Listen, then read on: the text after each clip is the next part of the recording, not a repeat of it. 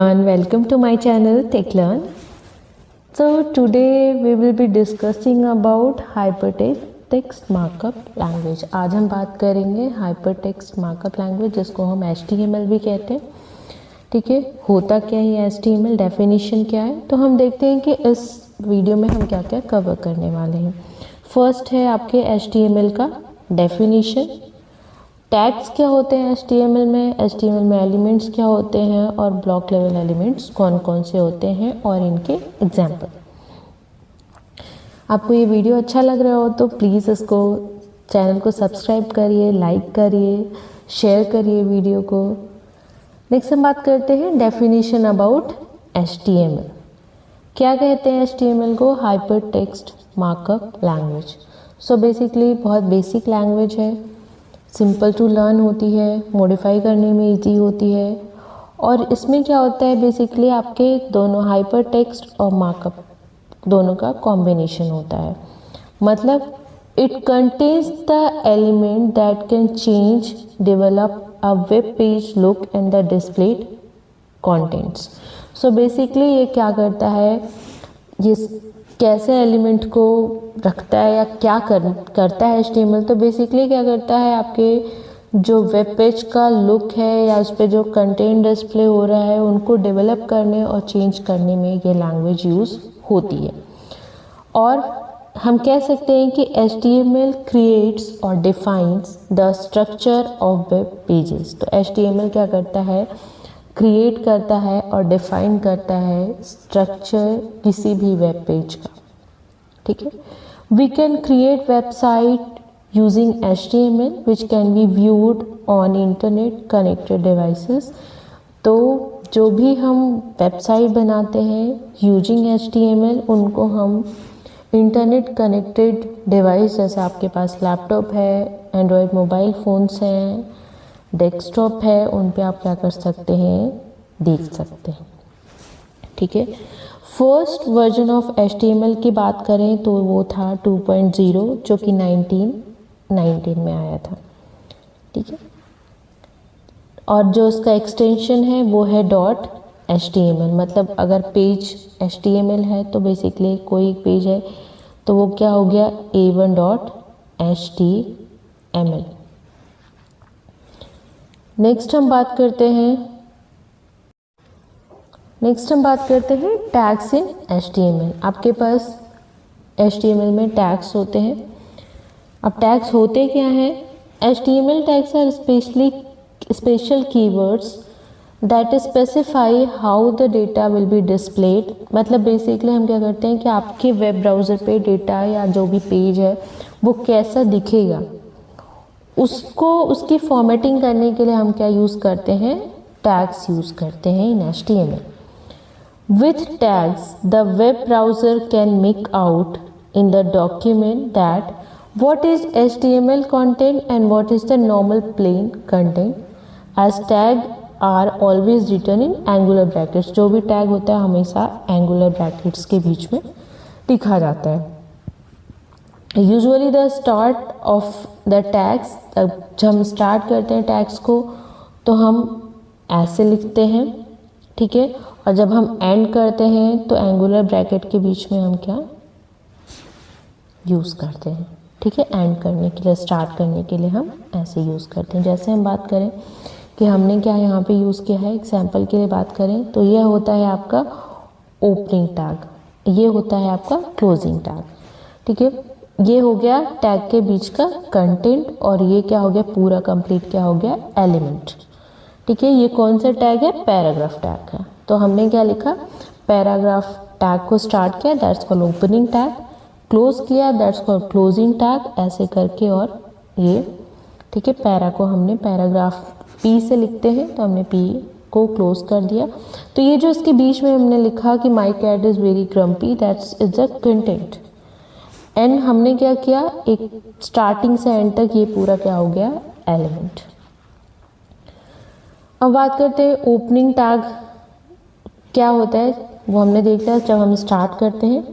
This consist of the name of the element. ठीक है, अब हम जो भी एलिमेंट यूज़ कर रहे हैं, जैसे सपोज हमने यूज़ किया, अभी हम P की बात कर रहे थे तो हमने यहाँ पे ये बताता है कि हमने कौन सा एलिमेंट यूज़ किया है, ठीक है, कैसे, मतलब क्या इफ़ेक्ट आएगा जब हम यूज़ करेंगे, या ये है क्या, ठीक है। मतलब जैसे हमने लिखा बी, ठीक है, अब ये क्या है, बोल्ड, तो बेसिकली इसके आगे जो भी कैरेक्टर, जो भी वर्ड, जो भी लाइन आप लिखोगे वो क्या हो जाएगी, बोल्ड हो जाएगी। उसके बाद आप क्या करेंगे, इसको क्लोज कर देंगे, ठीक है। ऐसे क्लोजिंग टैग है, क्या हो गया वो, ये हो गया क्लोजिंग टैग। ये बताता है कि भाई आपका कहाँ पे इसका इफेक्ट, कहाँ से शुरू होगा इसका इफेक्ट और कहाँ पे एंड हो जाएगा। इसके बीच में जो भी आप चीज़ें लिखेंगे बस उन पे ही इस टैग या इस एलिमेंट का इम्पैक्ट होगा।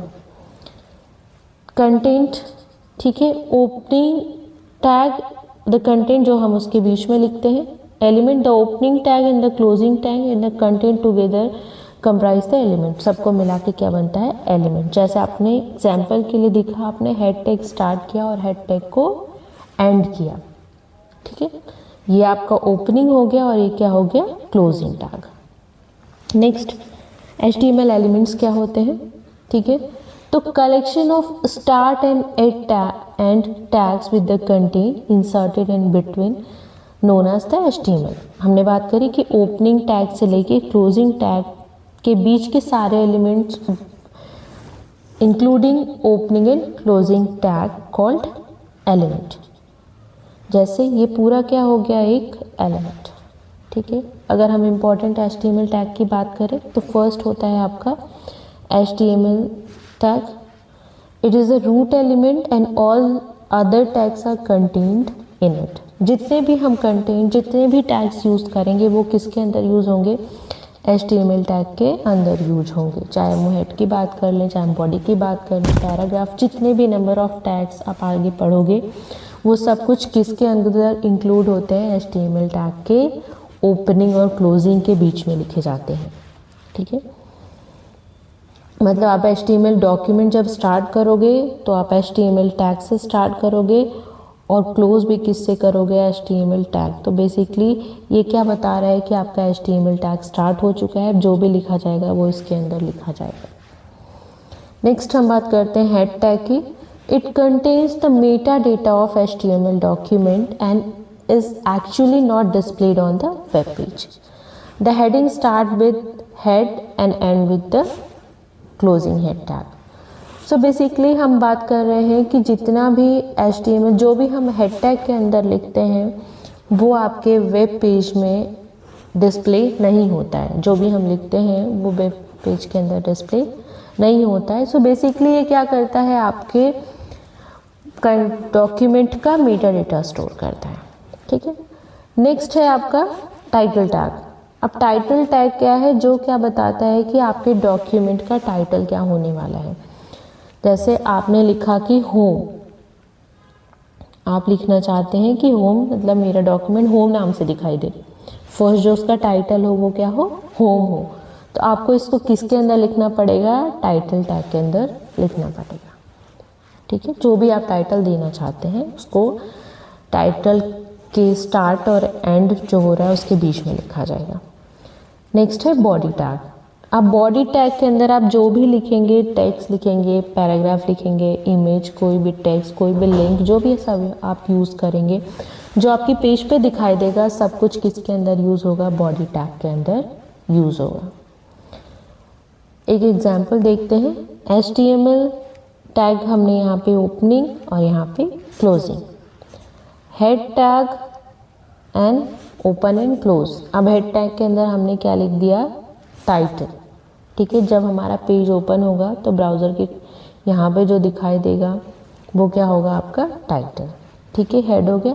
बॉडी के अंदर हमने क्या लिखा, H1 हेडिंग टैग होता है, हेडिंग टैग में H1 to H6 होता है, H1 मतलब बड़ा, H2 मतलब उससे छोटा, ऐसे ऐसे करके होता है, ठीक है।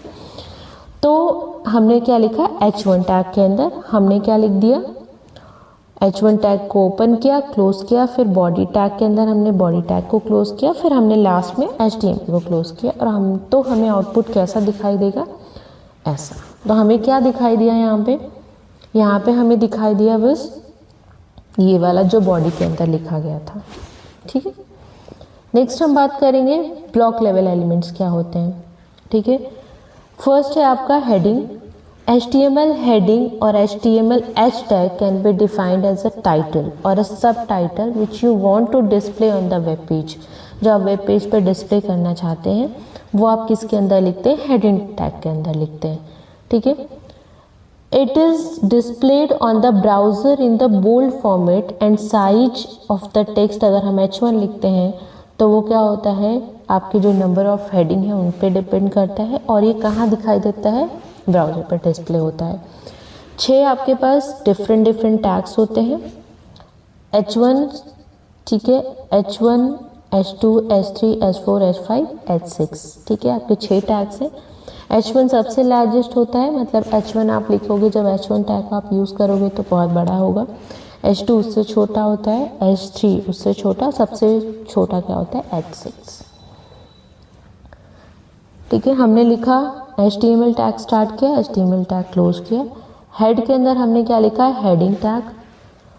हेडिंग टैग, हेड को हमने क्लोज कर दिया, टाइटल हेड के अंदर था। बॉडी के अंदर हमने क्या लिखा, सारे हमने H1, H2, H3, H4, H5, H6 सारे हेडिंग्स हमने क्या किया, यहाँ पे यूज़ कर लिया। बॉडी टैग क्लोज कर दिया और HTML क्लोज कर दिया। अब आपको दिखाई कैसा देगा आउटपुट, आपके पास जो आपका आपने टाइटल लिखा है वो आपको ब्राउज़र में दिखाई देगा, ब्राउज़र के टाइटल में, और आपको ये सारे टैग्स कहाँ हैं, ये सब बॉडी में जो आपने लिखा है वो आपको ऐसे दिखाई देंगे। H1 का इतना बड़ा, H2 इतना छोटा, फिर ऐसे धीरे धीरे ये साइज़ आपकी डिक्रीज होती जाएगी।